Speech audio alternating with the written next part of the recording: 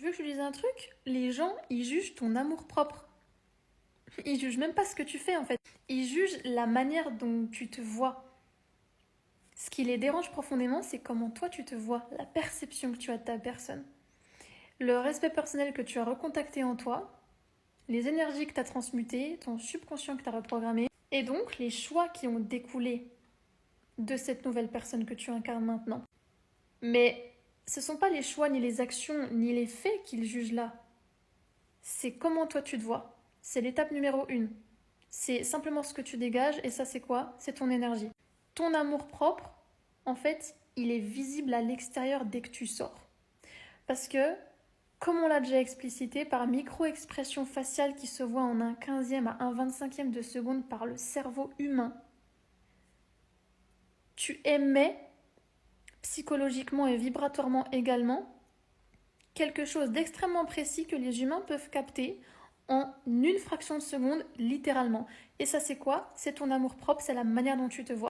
Les humains sont programmés à tester les limites des autres humains. C'est littéralement ce que font les enfants. Les enfants, c'est qui? Ce sont les êtres les plus déconditionnés et les plus purs qui existent. C'est pour ça qu'énergétiquement, ils sont très proches des animaux. C'est les êtres qui agissent vraiment avec leur cœur et avec toute la pureté du monde parce qu'ils n'ont pas encore été conditionnés par les humains psychopathes de cette planète. Ce qui fait que le comportement d'un enfant, c'est le plus naturel qui existe.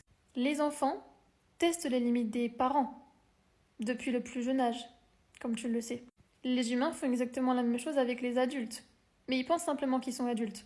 Ils savent plus qu'ils ont un enfant à l'intérieur d'eux-mêmes. Ce qui fait que, si tu sais ça, tu sais que toi aussi, tu testes les limites des autres pour savoir à quel point est-ce que tu peux les respecter. Ça veut pas dire que toi tu vas t'autoriser à réellement leur manquer de respect et à dépasser les limites comme certains humains s'autorisent à le faire de manière égotique, mais ça veut simplement dire que tu sais où placer cette personne dans ta tête et c'est ton ego et ton mental qui trient.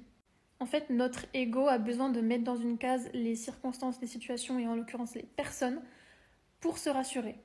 Ça, c'est une chose dont la plupart des humains n'ont même pas réellement conscience. Maintenant que toi tu sais ça, sache cette chose, c'est que les gens ne jugent pas ce que tu mets en place, mais ton amour-propre, c'est ça qui les dérange le plus profondément possible, parce que qu'est-ce que tu fais quand toi tu t'aimes? Tu bouscules les fondations non solides des personnes qui s'aiment elles-mêmes d'un amour conditionnel. Là où tu te reconnectes à cette abondance qui symbolise l'amour inconditionnel que tu as pour toi, mais également pour les autres, sauf que ça, ils ne vont évidemment pas le voir parce qu'ils sont jaloux de l'amour propre que tu te portes. Ils vont pas forcément te remercier pour l'amour que tu dégages. Parce que si tu es capable de l'entretenir en toi et de le nourrir en toi tout seul, tu es capable de le donner aux autres. C'est la définition même de l'amour inconditionnel. Sauf que ces gens-là, comme ils aiment de manière conditionnelle, ils ont été programmés à te juger sur cet amour propre qui lui-même a une liberté et une abondance et une infinité infinie du coup.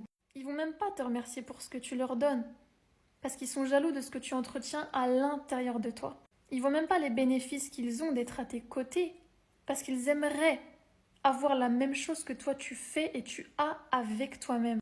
Donc, n'essaie pas de comprendre l'étape 2, là où les gens ils sont en plein dans l'étape 1. Continue à les déranger.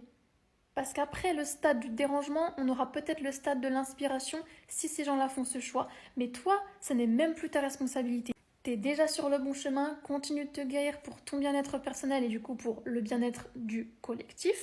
Et les personnes qui arrivent à être inspirées par toi sont les plus intelligentes. Les autres décident d'opérer des choix conditionnels pour eux dans tous les domaines de la vie. Parce que qu'est-ce qui influence tous les domaines de la vie? C'est l'amour-propre que tu portes en toi. La manière dont tu arrives à faire du bif, la manière dont tu arrives à avoir des vrais amis, des personnes qui te soutiennent réellement, la manière dont tu es capable de guérir le monde, d'écouter réellement les gens, parce qu'à l'heure d'aujourd'hui, les gens ne savent plus écouter. La perception que tu as de celui-ci, les solutions que tu apportes toujours à la table et la positivité que tu transcendes à chaque instant, même dans les pires obstacles qui pouvaient t'arriver. Tout ça, ça fait partie de ton amour propre. Et qu'est-ce que c'est? C'est ta réelle puissance. Parce que l'amour guérit tout.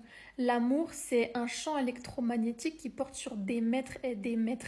C'est pour ça que, non seulement psychologiquement, les gens savent à quel point tu t'aimes, mais également énergétiquement. Parce qu'ils le captent en fait dans ta fréquence. C'est pour ça qu'il y a des gens qui vont te détester alors que tu t'es jamais adressé à eux. Tu leur as jamais adressé un seul mot et ces personnes ne t'aiment pas. C'est pas un dérangement atroce, horrible, diabolique. C'est un dérangement face à leur propre fonctionnement bancal. Donc au final, tu incarnes simplement la bénédiction qu'ils ont besoin de vivre pour enfin se choisir eux-mêmes. Il y a des gens, ils ne se choisiront jamais.